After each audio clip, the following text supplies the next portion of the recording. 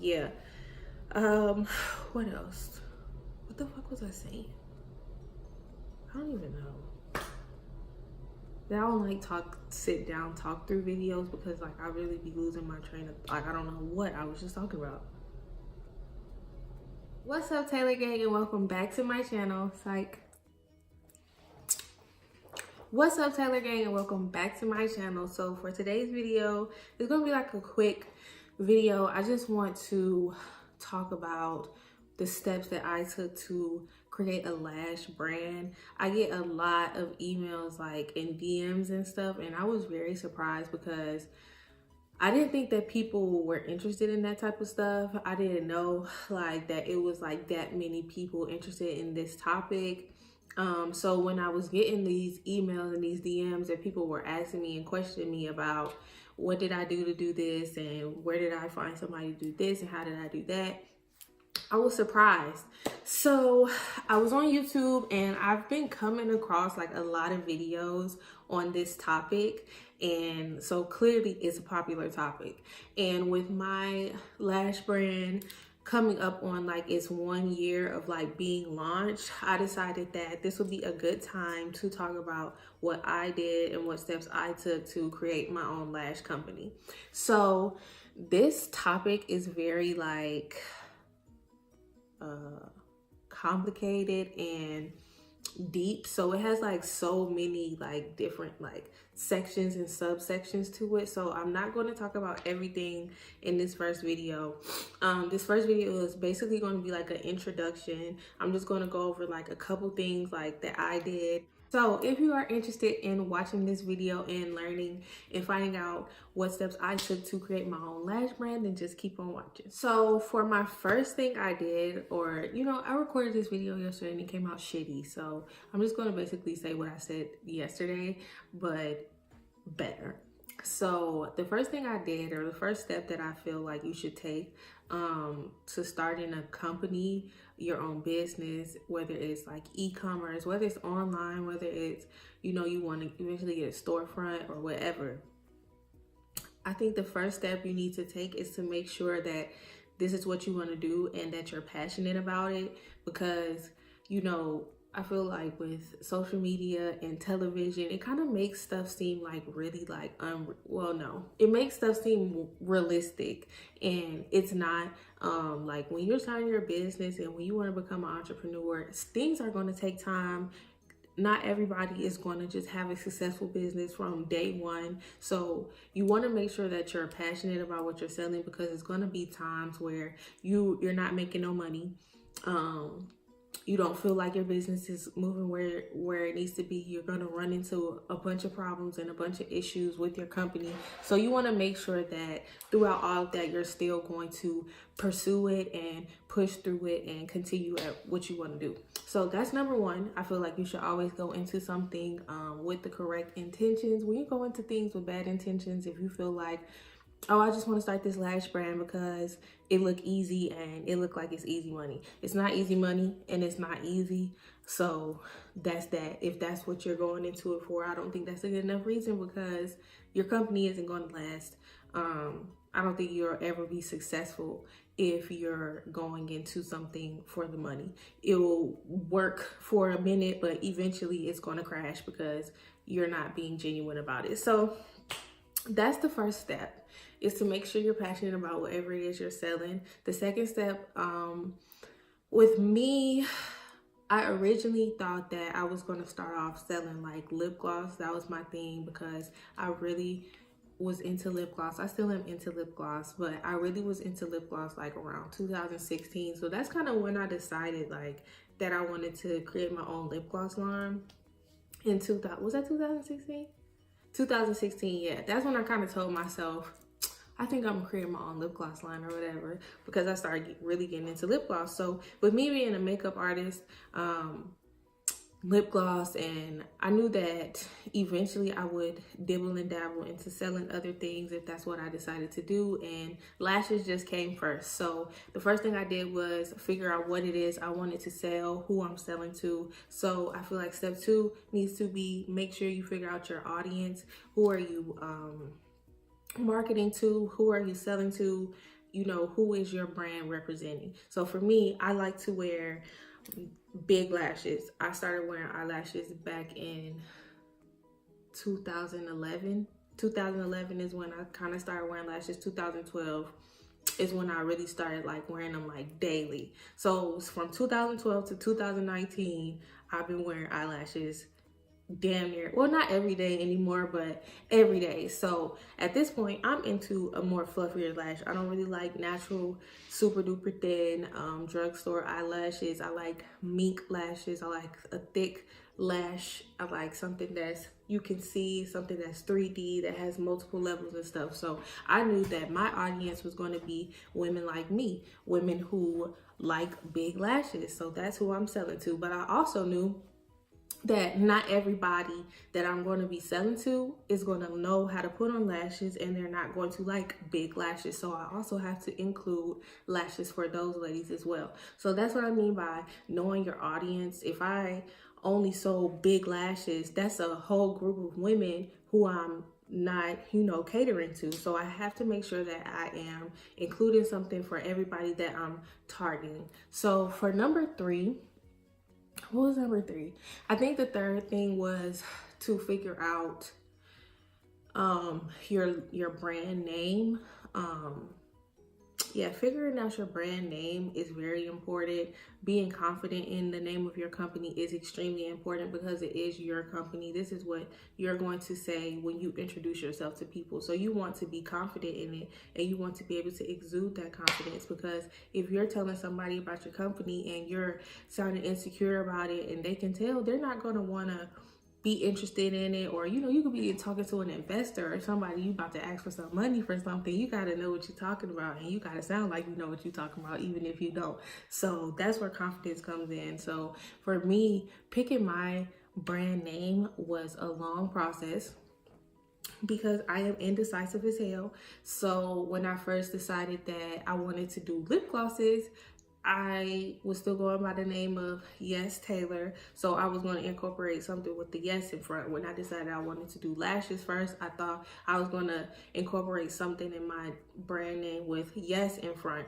Now, if it was going to be Yes Lashes, and now in 2019 it's the good brand, I would have been upset because I would have paid for my business license, got a trademark and all that, and then I eventually grew out of the Yes Taylor phase. What was I saying? You want a brand name that's gonna grow with you. So for me, I ended up dreaming about my company's name. I don't know if I said this in the video I did last year showing my lashes, but I actually had a dream about my brand's name, and after that dream, I was able to wake up in the middle of the night, in the middle of my sleep, write down the name of my brand, and then go right back to sleep.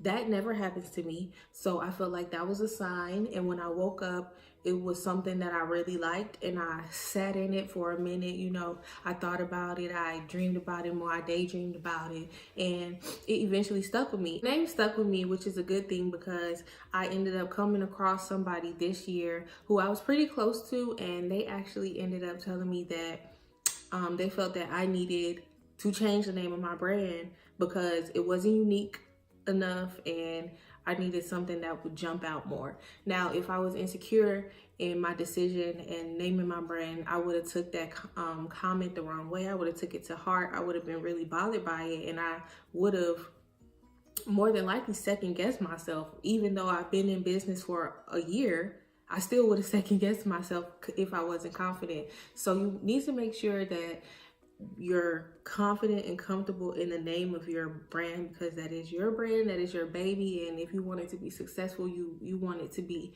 successful in the long run. So the fourth thing that I said would be the most important step to begin with is to give yourself a timeline of how long you want to work on your brand before you launch. Don't rush. I would say don't rush it. The least amount of time that I would suggest is 6 months, at the least 6 months. to get everything together. You want to just make sure you're comfortable with everything, like before you start. You can always go back. You can always go back and retouch and revamp and do all this stuff, but you don't want to rush it if you don't have to. If you do not have to rush it, don't. I think you should always just take your time and make sure everything is perfect. It's like me, I'm a year later and I'm revamping my business to add more stuff, and this is all stuff that I wanted to add. I knew I wanted to add this when I launched my business, but I honestly, admittedly, I was in a rush on the low to like open my business. I was just really excited. I had all my stuff with me, so it was like, let me just go ahead and do it. You know, let me just start selling because so now a year later, here I am revamping and making sure everything is perfect. If you don't have to do that, I don't think you should. 6 months is like a good amount of time for you to get everything together. A couple questions that I've gotten asked in the email or DM. I know one of them is, how did I get somebody to create my eyelash boxes? So here is my original boxes for my eyelashes. When I was deciding on what kind of box I wanted to get, I didn't want it to be anything that other people had. I wanted it to be something different. So this kind of box like this is like pretty much a typical looking mink eyelash box that flips open. Some of them even have the like the clear little whatever this is right here, so you can see inside the inside the box. So I didn't want a box like that for my first time around. So I just decided to do something simple. I found a graphic designer on Instagram. I liked his work or her work, I don't know, but I liked their work, and I had them make a logo for me.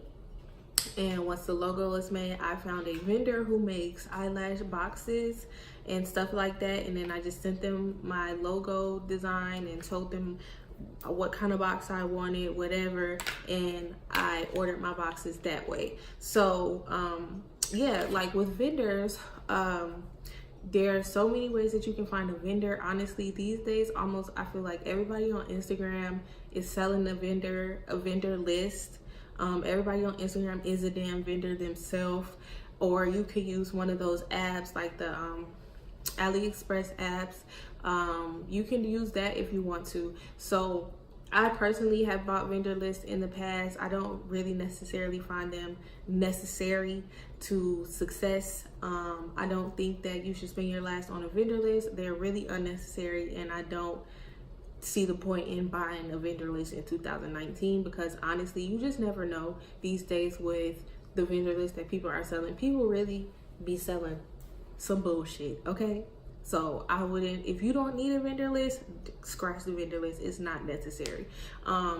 You can easily find vendors, like I said, on AliExpress for lashes. I know for a fact they have lashes. Everybody knows AliExpress sells lashes. You can find you a vendor. They have stuff like a minimum quantity, I guess, required, and with that you can use some samples of lashes. I think you should try a couple vendors, you know, if you can, I feel like you should try a couple vendors, just fill people out. And like I said, if you've taken 6 months to build this company, you have more than enough time to try a couple vendors out before you make your final decisions. So if they offer like samples or whatever, with me, when I was recently just trying out vendors, I personally ordered 1 pair of every lash that they were offering me. So I was able to try out every single lash option that they had, and